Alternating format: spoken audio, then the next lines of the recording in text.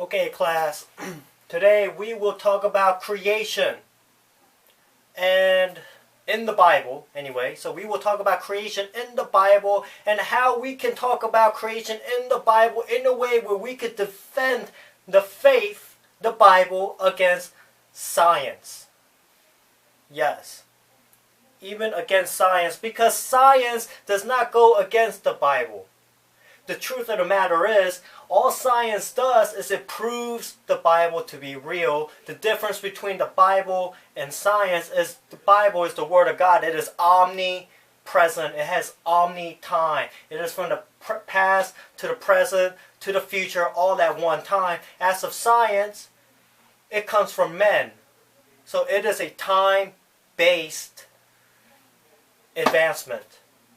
So if you see science, it never ever really proved the Bible to be wrong. It actually just solidifies the realness and the truthfulness and the factual impact of the Bible.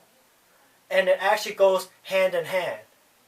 Okay? So now in science, a big thing is creation.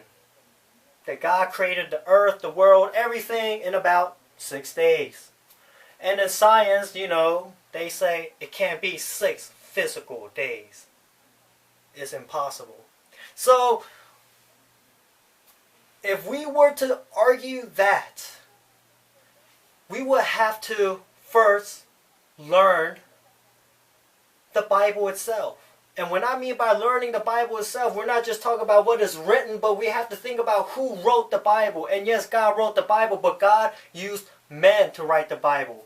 So who wrote Genesis? Who wrote creationism? Moses wrote it. And let's think about Moses. Moses was not just any man. Moses actually grew up as a stepson of the Pharaoh.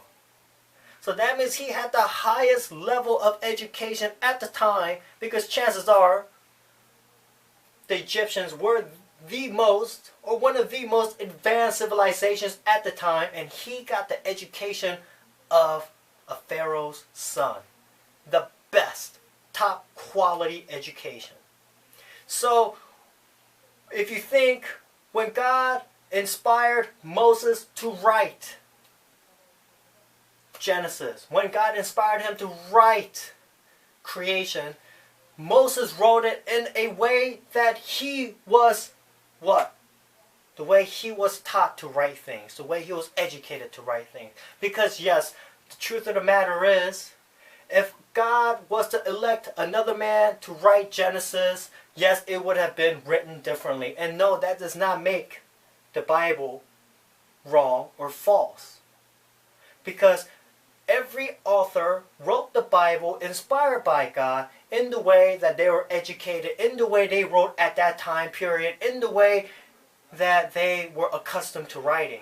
Because the Bible at the time was written to the people for that time period, for them to understand it in a way that they're accustomed to understanding things. So when Moses said 6 days, obviously it could have been, especially how they viewed time, and especially how Moses would have viewed time, 6 days would have been 6 time periods, not 6 physical days. But he wrote it maybe in a simpler way for people to understand of 6 days, but it was 6 time periods. And as an Egyptian prince who was taught history, obviously he didn't view history like an average person. He didn't look at it day to day. He thought long term, because he was taught as a leader to think not day to day, but long term goals and to get it done. And so also, but then, science might come around and say, well, there was day and night. God said during the day this happened, during the night this happened. Moses wrote this, during the day this happened, during the night. But once again, within the time periods could have been time periods within it. So just like in European history, we would say there was the medieval age, the Renaissance. But within the Renaissance, there was a time period within the Renaissance itself. So,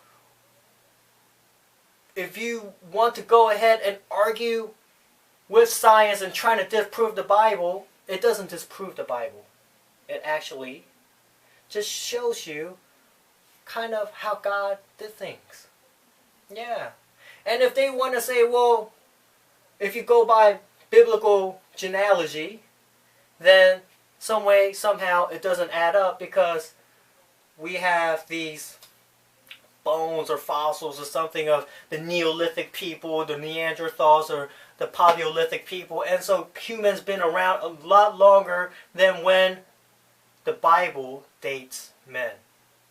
But then, once again, you would have to think, God said God made men in His image. But what is that image? Do we think it was physical? Do we all look like God? I don't think so, because we all look different. So, you would think in God's image was what? When God made us in His image, He made us in a way that we can control ourselves, that we can control our feelings, our emotions, our desires. We are able to control other people, animals, form governments, to develop technology, and that is in God's image. And if you think about it, in God's image, then the first thing would be language. And when were we able to form language? When were we able to form a ritual of religion that was considered a religion? It actually was around, I don't know, 15, 20,000, 25,000 years ago, 30,000 max. And if you want to go to the Bible and you stretch out the time of the length of how long a father lived to, the next son was born and the next son died and so forth, it actually matches when man was considered men, when we actually formed, when we actually had language, when we were considered to be mentally able to be considered, yes, we are in the image of God. We were made in the image of God. So once again, science doesn't disprove the Bible. It just added on and proved the Bible to be real. So I want everyone to think about it, read about it. I will give, in our next class, this is what we're going to talk about. Okay? Alright, class dismissed.